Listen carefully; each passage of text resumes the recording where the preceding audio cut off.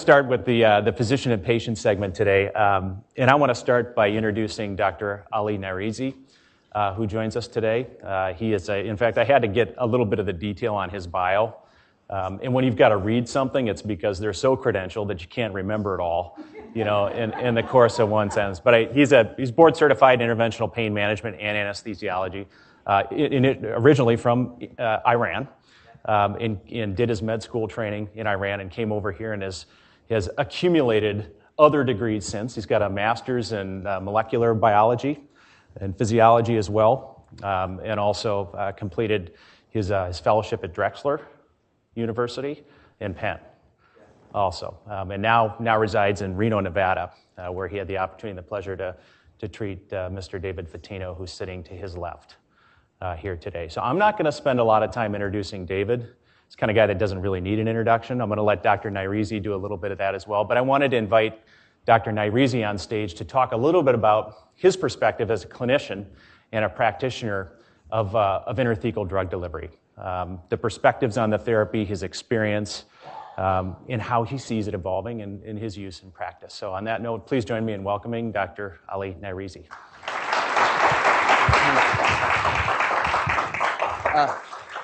Thank you so much, everyone. I'm Ali Nairizi from Reno, Nevada. Charlie, thank you so much for a great introduction. I'm glad to be here in Minneapolis, actually. It's just great. So I'm here to share one of my patients' life's journey with you and how much you guys could change his life, the impact that what you do on his life. So it's great for me. That's what inspires me every day and what I do.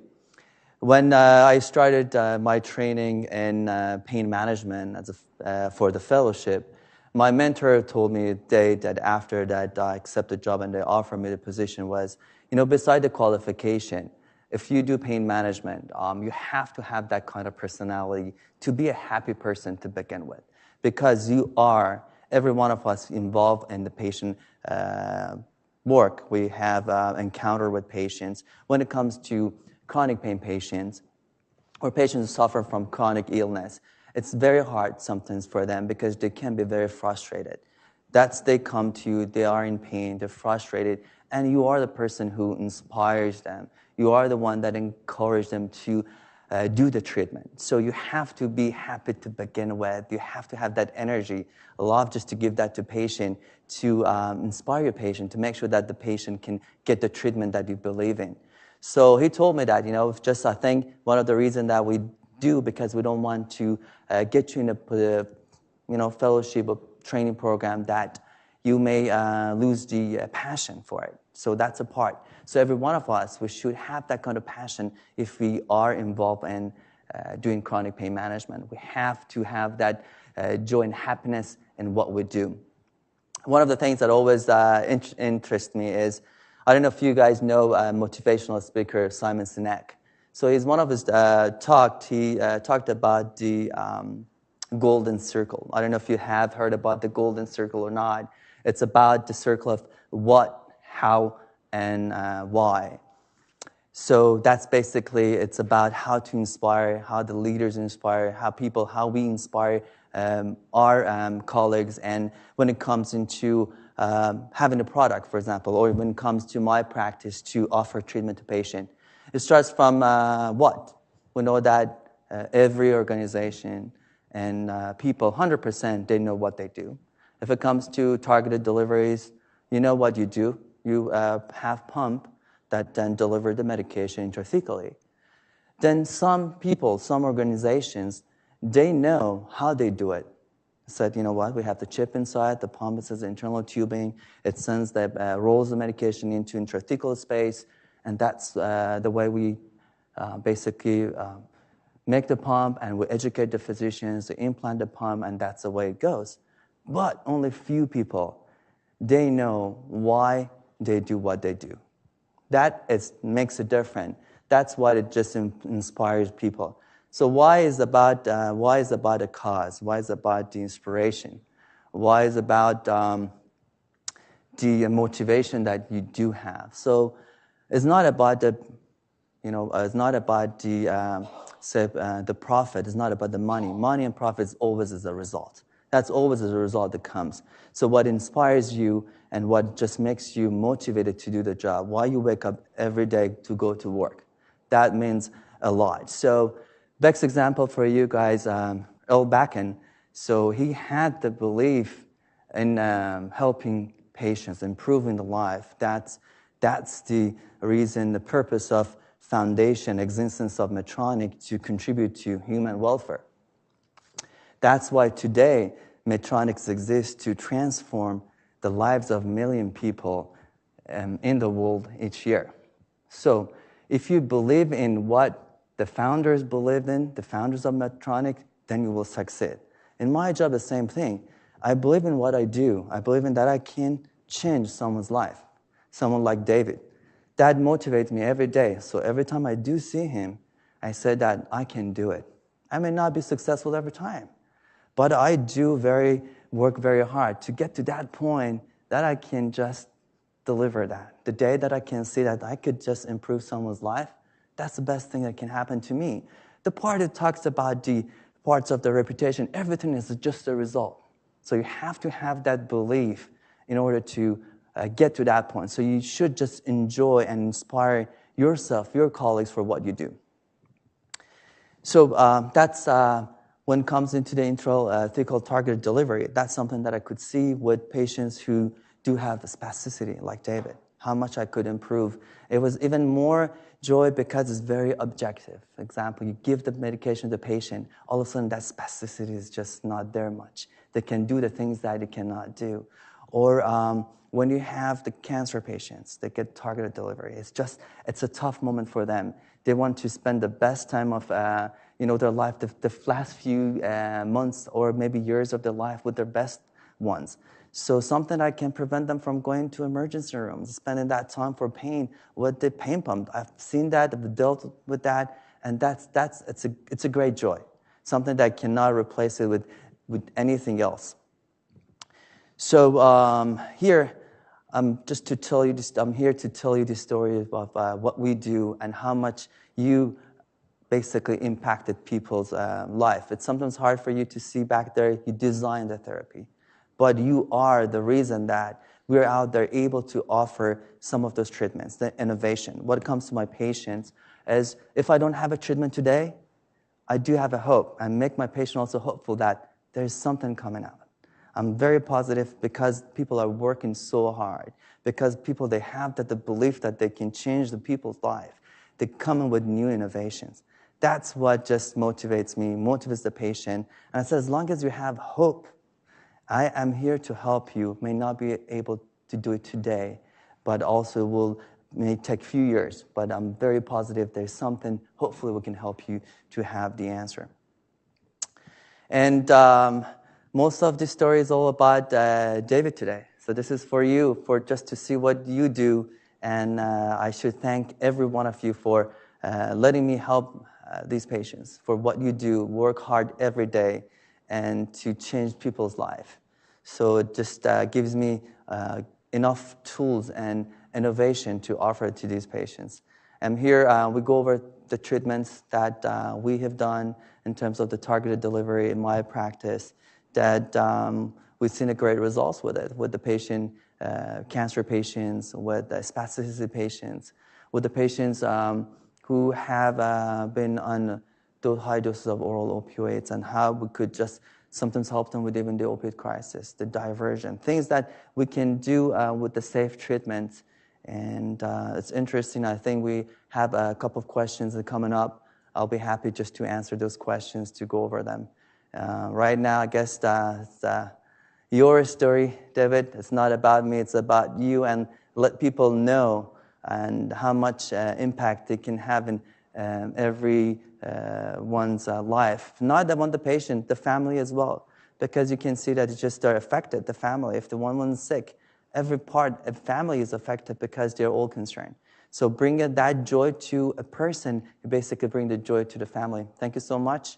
And please, it's your field, come on the stage. I think we might have the parts that the video clip for him of this one's good.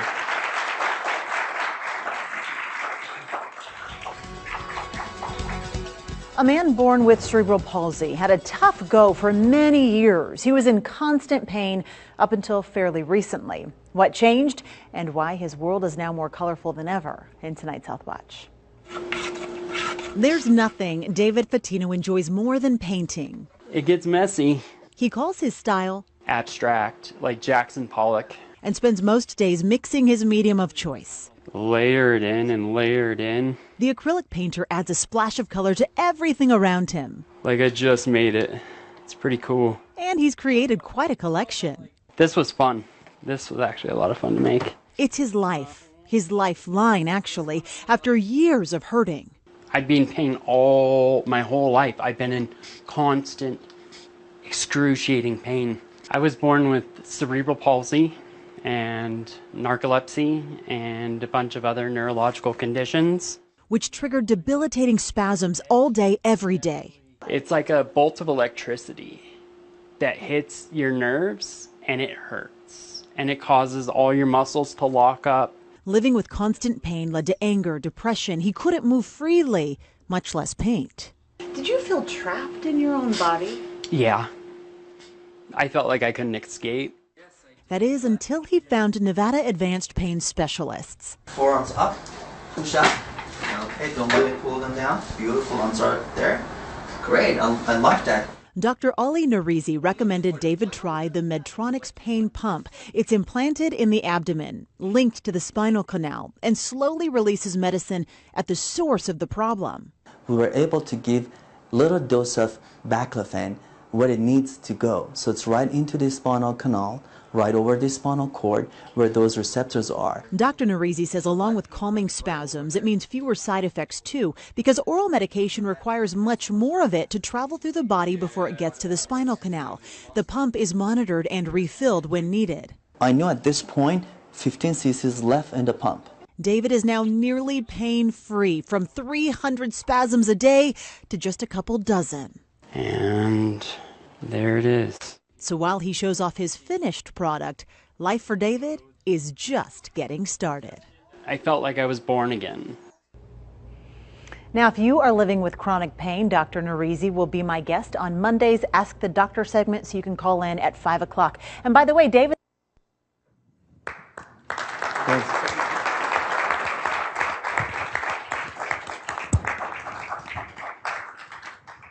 All right. Can you hear me? Yes. Okay. Perfect. Well, first of all, on behalf of Medtronic, David, John, Dr. Narizi, thank you for being here. I mean, we'll probably start with David. I mean, I know you're excited to share your story. I know the audience is looking forward to hear your story. So thanks for being here. Thanks for coming over. We appreciate it a lot. So maybe by way of an introduction, introduce yourself maybe to the audience a little bit and tell a little bit about the life you had before having ITB. Yeah, for a majority of my life, I suffered from debilitating spasms and feeling like you're trapped, you can't escape, like I said in the news piece, but, having no way to escape and only feeling certain emotions and only feeling certain things throughout your day and only focusing on the negative aspects of life. You're caught in this loop of your body fighting against itself. And you can't get out. You can't escape. You can't run away from it. So dealing with that my whole life, having people have to worry about me, it really opened my eyes after finally getting the pump, but before it was just full of negative emotions, and I had blinders on essentially to life. I had blinders on, and I could only see in one direction, and that's all I could see. And it was just full of negatives. So in the video you mentioned that you had up to 300 spasms a day. So before you were introduced to ITB, how were you dealing with those spasms? What impact did it have as well on your friends, on your family, on your relatives? Yeah, My family had to constantly worry about me. Taking showers, doing basic hygiene, cleaning your house, doing these basic things throughout life.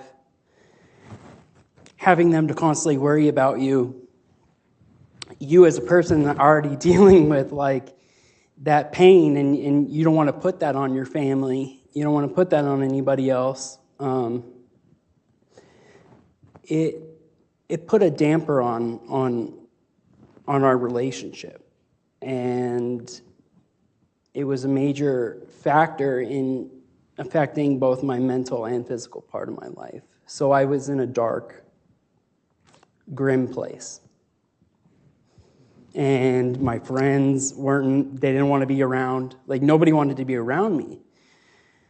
Because I didn't know how to express to them, like, hey, I can only do so many things. These are the emotions that I can feel. Even though I really respected them, and I loved them, and I cared about them, and they cared about me, all I wanted to do was push everybody away. So it created this conflict in our relationship where I didn't want to burden people, but yet they had to be worried about me. Because my mental state, injuries, like I had to have, workers and different people to come over because they were concerned. What was the first time that you met Dr. Nerisi? I would say, what was it, somewhat in February or 2015, March? Yeah, in 2015. Mm-hmm. And doing that trial, that was the thing that really kind of opened things up for me. Because when you're sitting in the doctor's office and your legs are always spasming, and then they do the trial and your legs stop.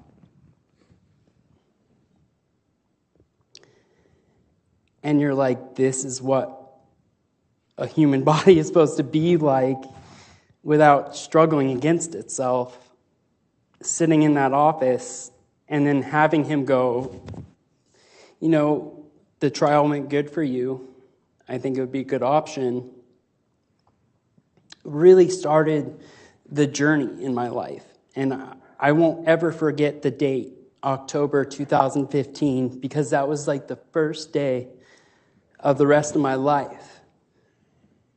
Like, at that point, I started to see life in a different light.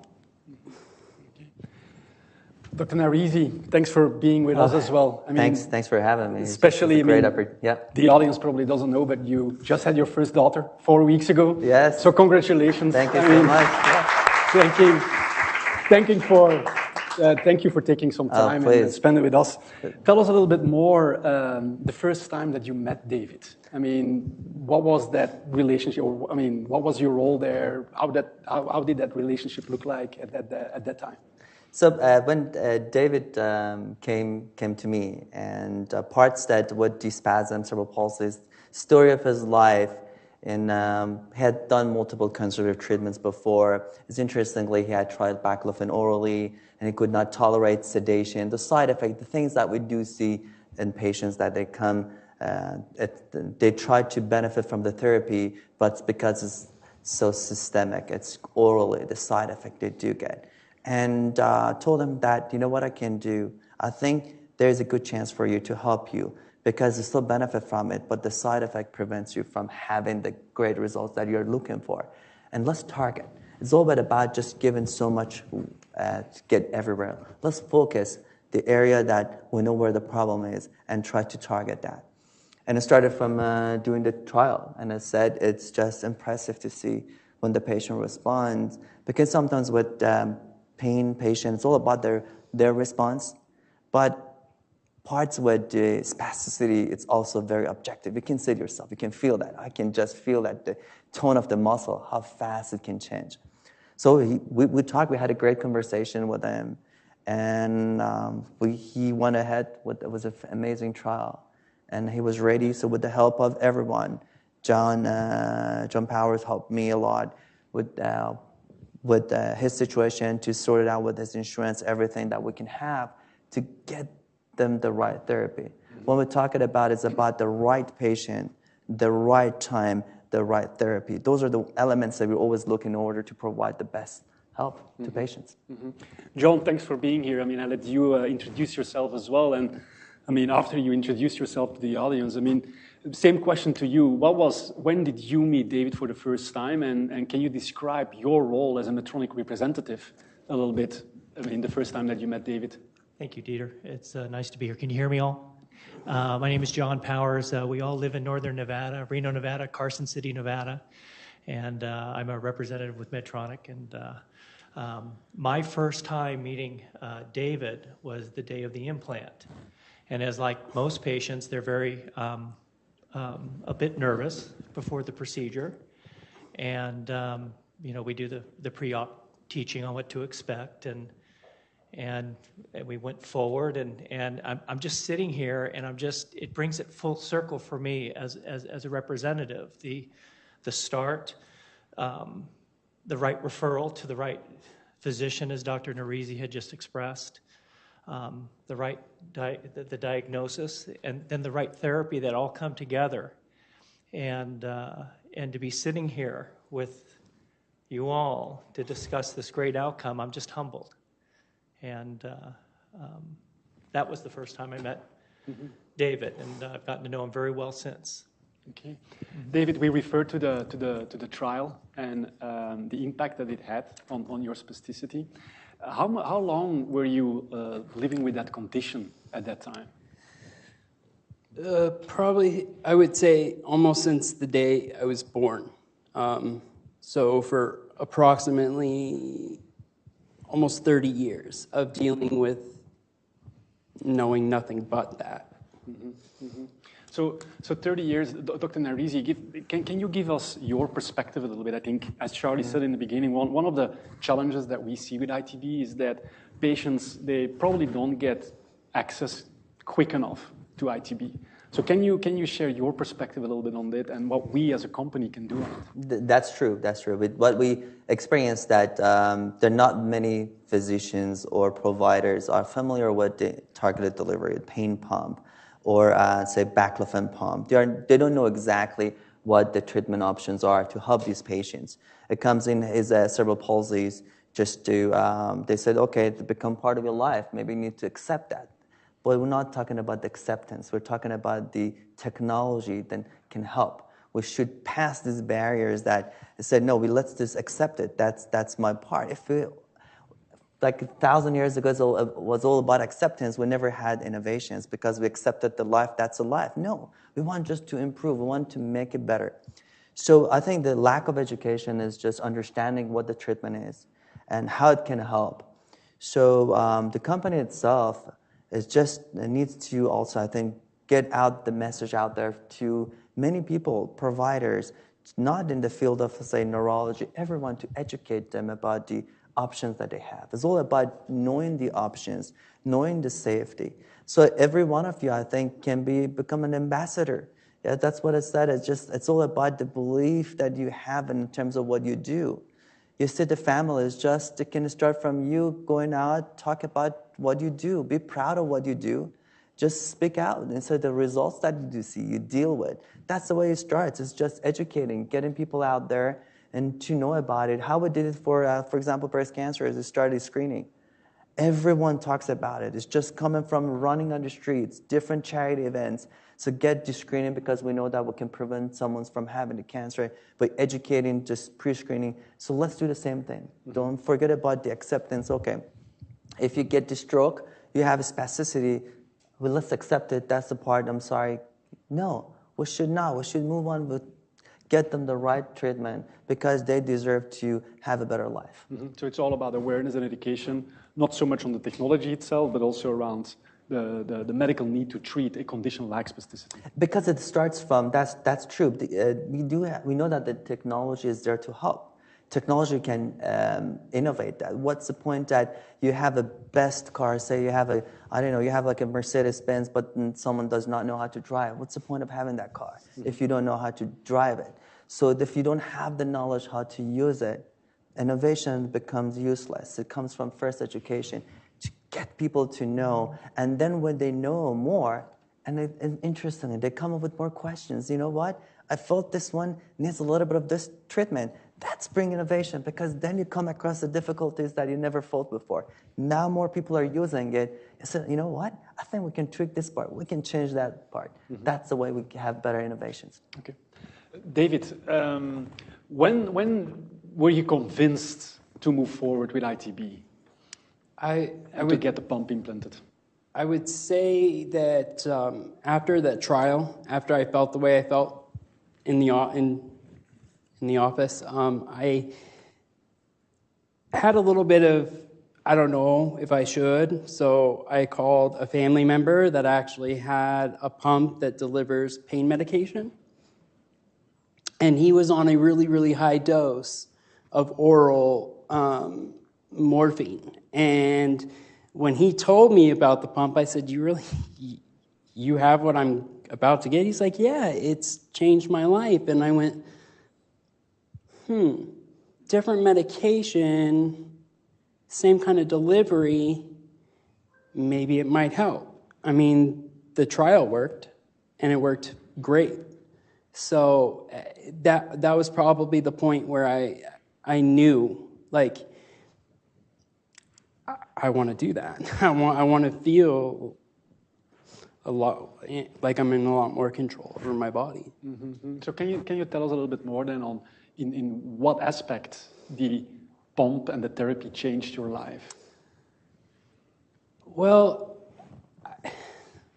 I would say that it's a twofold. It changed my life both in physical ways and mental ways, where I was able to now do basic necessities, go visit with family, not feel like I'm a burden. Like, never feel like I should have never felt like that. But now, after receiving it, it really makes you feel like, oh, okay, like the people that love me wanted me around the whole time, but I was playing a game in my head going, they're thinking what I'm thinking, and then I'm thinking, so it was like this loop. So it really creates a different perspective in your mind, and realizing that now being in more control over my body, now feeling like I'm in more control over a lot of different aspects of my life, I can go down different avenues. And having family love for me to be around, like, family's everything. Like, out of anything in the whole world, I want people to know that even if you have a condition and you're suffering from something, and you just reach out to your family and people that care about you, because you're not a burden. Nobody's ever a burden. And so that therapy really opened my eyes. It gave me a whole, like, new perspective. Like, I'll sit in my doctor's office, and sometimes I have to look down at my legs to see if I still have them. Like, honestly, like, because, for so long, my legs were just going spasming. The minute the pump really started to be effect, I was like, I'm not shaking uncontrollably. That's nice.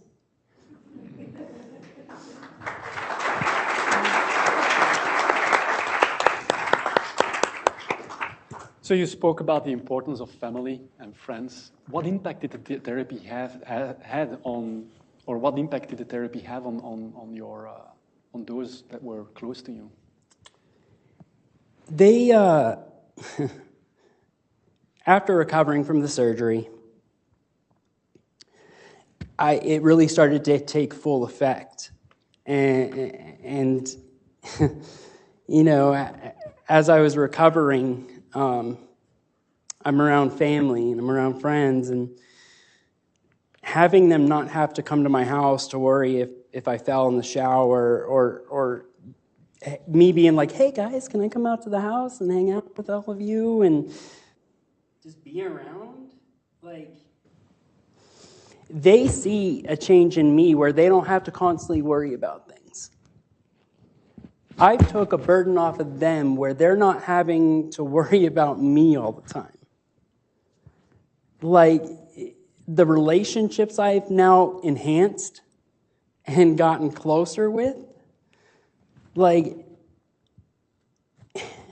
it's one of the greatest feelings in the world when you can look at your family and they don't have to worry ever, like, on so many moments during the week and during the day where you call them.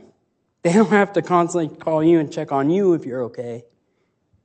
So the freedom and the enhanced relationships and the closer I got with them, like, as we all get older, and I've started to really notice this, is that once I had everything in control, I was able to further enhance those relationships. So before, I was shunning out, where now I'm enhancing and I'm bringing in. And allowing that affects other people. So you have me, you have my family, you have my friends, you have my physicians, you have other people that can hear my story. So it's like a rock in a pond.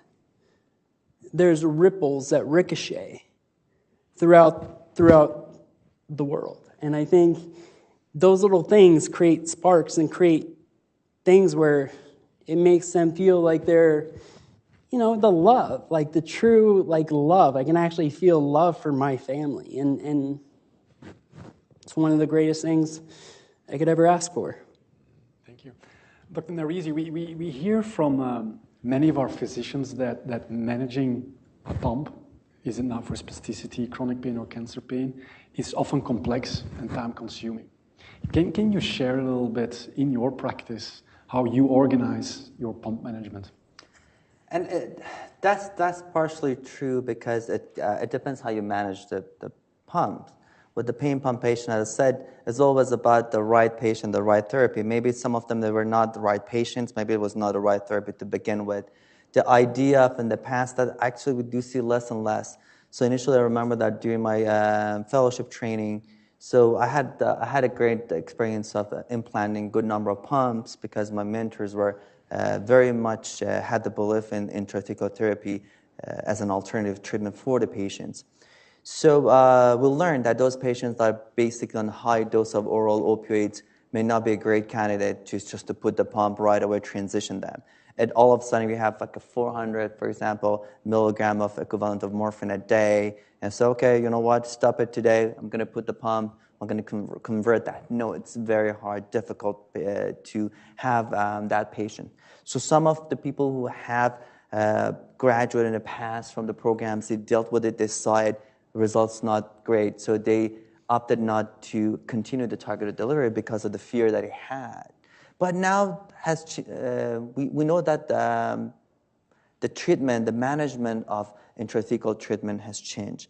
So we know that maybe it's better if we have it with this based on evidence. So we know that peer-reviewed evidence, so it's better to maybe stop the opioid orally, give that kind of holiday to patient, and transition patient to the pump, and then start with the microdosing. That's what I do. All of my patients come into my practice. They have a small dose, the microdose, and they're great. And plus, I changed the way of treating these patients. Some of physicians you talk to in the past, they think the pain pump is the last resort. You exhausted every option there, and let's already have 400 milligram morphine, we do the pump. No, again, a right patient, wrong patient, maybe, or that's the wrong time. It can be a good patient, but that's a wrong time for it because you need to take that off of opioid and do it. For us, sometimes I look at the patient. We had a great conversation with some of your colleagues in the past that when patients, when you treat chronic pain, for example, and what we do we maintaining the patient, managing the patient. So I'm not an emergency room patient comes for acute pain to treat that. Like I said, I can treat that pain right away. Give so much medication, patient's out, it's gone. For example, it's a fracture of the leg, goes away, pain and everything's good. No, my job is to treat the patient for many years. My job is to maintain them with the treatment. So I should be able to treat them not only today, in 10 years, 20, 30 years from now. So that comes into have a good plan in place. So as a microdose, a little bit, an adjustment, and also use comprehensive pain treatment. So it's not only the targeted delivery for me, they might be also candidate for neuromodulation spinal cord stimulator. I do have a good number of patients that they have both systems because the pathology is different. And also I can minimize the use of even intrathecal by introducing another technology for them, another treatment to do. So that's a beauty. You also use the pain psychology. It's a comprehensive pain management. The pain, the chronic pain is like a disease itself. It's not a symptom. So it's like diabetes. There's no cure for diabetes, but we'll maintain diabetes. We have athletes who are diabetic do well because it's all about the changing the lifestyle, changing everything around them from the diet, medication. So it's not about just insulin itself. The same thing with the chronic pain, targeted delivery patient. It's a big component, but it's not the only one. You have to change the belief, their belief. You have to change the culture to make sure that they do understand their expectation from the pump. It's not to make the pain zero. It's make it bearable. And also they have to utilize the other aspect and tools we have in chronic pain management. Thank you. John, in that, I mean, pump management or longer term management of chronic pain, how are you involved? How close is your relationship, for instance, with somebody like David years after they had their pump implant? Well, David and I have become very close over the last couple of years, and so thank you for that. And Thank you. My involvement as a Medtronic representative is many folds. The relationship with Dr. Narizi has been going on ever since we were lucky enough to have him move to Reno, Nevada, and be trained and specialized in intrathecal drug delivery, its implantation, and its management of it. So we've been, very fortunate to have your expertise in Northern Nevada. Dr. Narizi was talking about microdosing, and with the studies we have with the Dr. Hamza and Dr. Greider, but Dr. Narizi, with his specialty, he already had a feel for the benefit of drug holidays and titrating down on the systemic medications and then starting at a very low dose with intrathecal management and implantation. So my job has been to support patient and physician in different aspects of the treatment algorithm. And so thank you, Dr. Narizi, and thanks you, David, for letting me be a part of the ride and be a part of your team. And so I kind of look at it as I'm like the cheerleader in the background saying, hey, we have this, and this, let's go forward, And I can see that, yeah. Right. Can you see that? Reminds me of a good point. Sometimes we got to the point that I have to pay attention about the concentration. I typically, like I say, I pick up 1 milligram per ml of the concentration. To the point that right now I have to know because it said the pump is not able to deliver what you're asking for. It's too low. So then that's what we've gone to, that I have to make sure, okay, now for this one, maybe I have to pick up the 0.5 milligram per ml concentration, so make the pump able to give that. So from what I was trained to what we do, it's quite different. It's just that you see that. So that's why the therapy can become very helpful and easy to manage. So we need just to educate more physicians that are graduating to teach them it's easy, it's not hard. And we talked about it, the implantation is just 5-10, you learn. Management is important to teach them how to manage the pump. Otherwise, it can become a great tool to have to help the patients. Mm-hmm. David, you are, as we saw in the video, you're a successful artist. So can you provide some insights on how the therapy helped you to be more creative in your painting? And as well, you spoke a lot about, before having ITB, that you were almost catching your own body. So how did ITB help you to communicate better through the painting that you do and become a more open person? Yeah, for a long time, all I had was the focus on paint. And then I get the pump, and I somehow stumbled across some knowledge about paintings, and I was like, oh, okay, I'll experiment a little bit. Maybe that could be something I might be into. And I just started picking up paint and trying a few things, and it allowed me to express myself on canvas where I could show these like movement, as you saw in that news clip, and as you see in the painting, that one up there, is that the movement throughout my paintings really showed the expression of a lot of like bolts of electricity and a lot of different movement, like chaos, like the violent movement of my artwork was me getting out all of that years of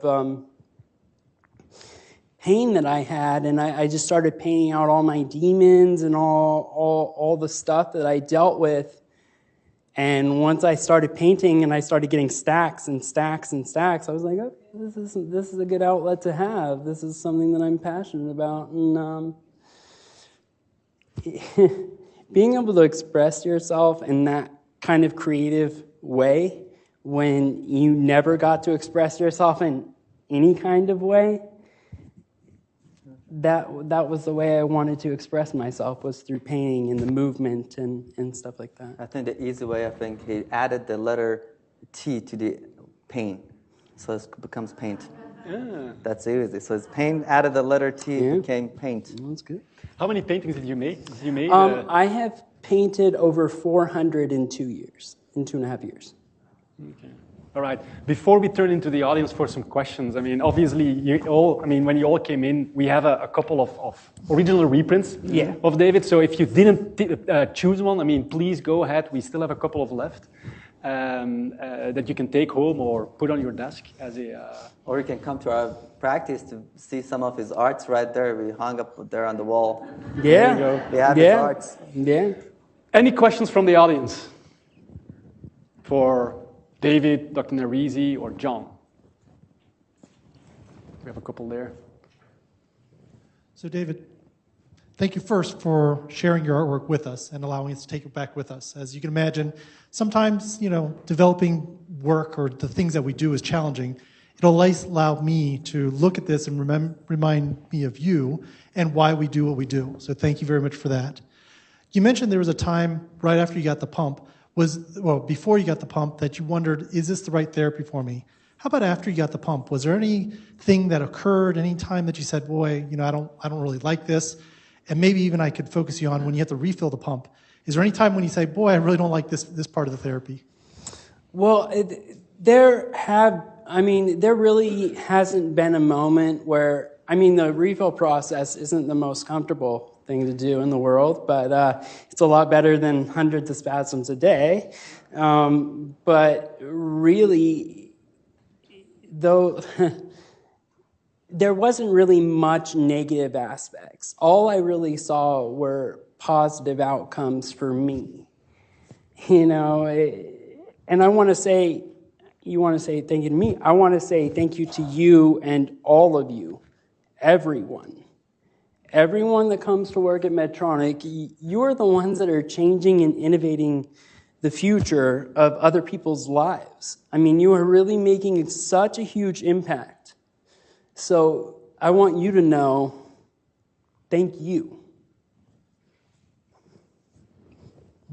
Thank you, David. Mm-hmm. Any other questions?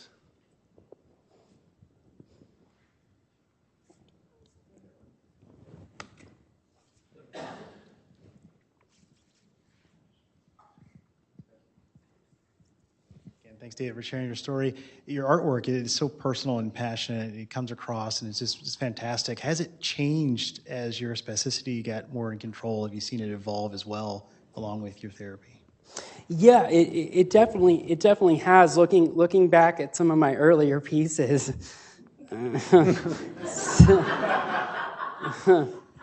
some of them, yeah. But then you just paint over it, and you start over again. So, yeah, I definitely have seen a tremendous increase in my ability of being creative and knowing and getting everything dialed in. I was then able to go, okay, though these, I could see the progression, and yeah, they could definitely got better, yeah, with a lot of practice. But All right, well, David, thanks for sharing your story. I mean, at least for me personally, but I'm convinced for everybody in the room, I mean, you're an inspiration for us. That's, why we come to work. That's why we work for Medtronic. So I want to sincerely thank you for being here and sharing your story. Dr. Narisi as well, thanks for being here. I know it was, coming over here so short after the birth of your first daughter. Maybe not the perfect time, but thanks for spending time with us, and thanks for all the advocacy and making the therapy more accessible for patients. And I was just very, very, very excited to share this story because I wanted David to be here, because I know I work with you guys all the time in the back, but sometimes you don't see what you do in the back, because as I said, and you inspire me to inspire my patients by coming to me. Sometimes it's hard with the physicians. I say, you want to say this is a good treatment, but it may be hard just to get to the point to convince the physician that it's a right therapy, right thing. But don't give up. If Target Wood hasn't given up, you guys need also to continue, because no one could believe he could just win a tournament after so many things has gone through. So that consistency, dedication, it has to be in every one of you, because you believe in the therapy. We know that works. So be like Tiger Wood, just work hard for it. If you can't convince the physician, you will convince in a year, 2 years, or 3 years that the therapy will work. All right, thanks. And John, thanks for thanks for being here as well. Thanks for living the mission every day. You are the face of a therapy like ITB and pain, so thank you for everything what you do in the field and to bring our products to the world. Thanks, David. Thank you so much. Thanks. Thank you so much. Thank you.